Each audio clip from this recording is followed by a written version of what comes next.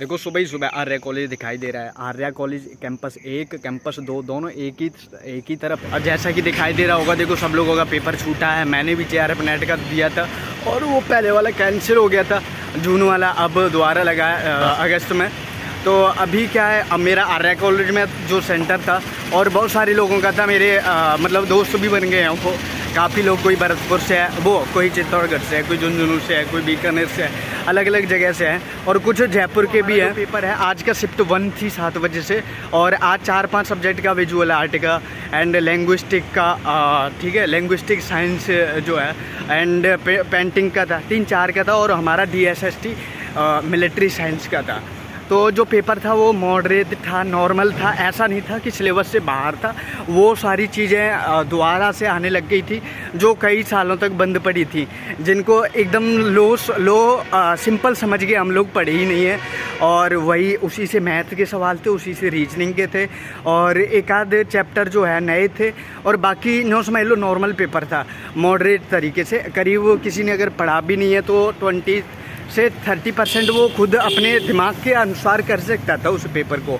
दूसरी चीज़ सब्जेक्ट की बात करें तो सब्जेक्ट में भी इतने टफ नहीं थे, और गद्यांश पद्यांश भी इतना टफ नहीं था। सब्जेक्ट में बस एक चीज़ थी कि सब्जेक्ट में बदल दिया तो उन लोगों ने थोड़ा सा अभी करंट की चीज़ें भी डाल दी थी, और 1-2 नहीं डाली थी, काफ़ी डाल दी थी। पर यह है कि अगर किसी ने पढ़ा होगा तो उनमें से किसी ने कुछ ना कुछ उसमें था ही था, मतलब वो उनके अनुसार एक तरीके से वो जो बोलते हैं ना ABCD, या फिर आधा पादा किसने पादा, या फिर तुक्का बोलते हैं हमारी भाषा में, वो तो लगा ही सकता है, तो तुक्का लगा सकते थे उसमें, और वो तुक्का ठीक ही जाते।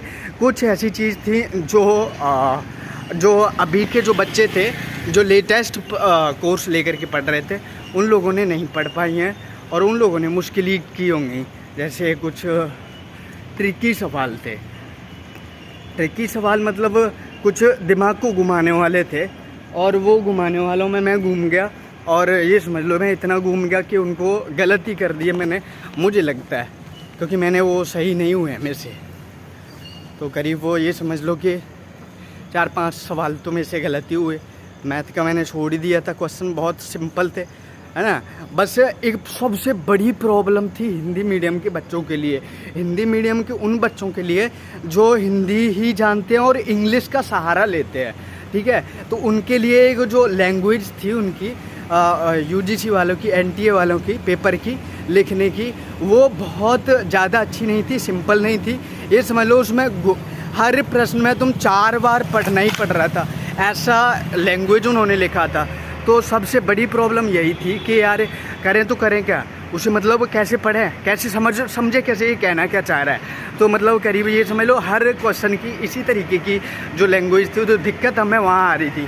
तो और ऑनलाइन पेपर में यही दिक्कत होती है कि भाई साहब हमें दिक्कत ही आ जाती है वहाँ, ठीक है, कि यार अबे अकेली हिंदी दे रखी है उसमें, वो नहीं दे रखा उसमें ना इंग्लिश का सबटाइटल, जैसे कि ऑफलाइन पेपर में होता है। ऑफलाइन में हमें जल्दी हो जाती है, मतलब खोजने में थोड़ा सा ऑफलाइन में लेट हो जाते हैं, पर सारी चीज़ें पता रहती हैं। ऑनलाइन में थोड़ा जल्दी हो जाता है, लेकिन मेन चीज़ होती है कि यार जो हिंदी वाला है वो भी इंग्लिश को देखता है, और इंग्लिश वाला भी कभी कभी हिंदी को देखता है, क्योंकि हम इंडियन से यार सबको दोनों ही लैंग्वेज आती है। तो वहाँ जो लैंग्वेज थी उसका बैरियर आ रहा था, मतलब तो हमें क्वेश्चन जो है सही से समझ में नहीं आ रहा था, तो दिक्कत वहाँ हो रही थी। और ये दिक्कत मुझे लगता है जितने भी ऑनलाइन पेपर होते हैं उन सब में ही होती है।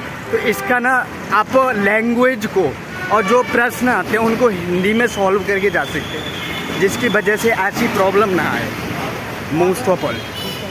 क्योंकि अगर ऐसी प्रॉब्लम आएगी, बार बार आएगी, तो भाई साहब पेपर नहीं हो पाता। मेरा खुद मुझे ऐसा लग रहा था यार क्या करूँ इसमें, क्या भरूँ, क्या तर्क दोष साथ ही, तो समझ में नहीं आ रहा था कि कहना क्या चाह रहा है जो जिसने पेपर बनाया है, ठीक है।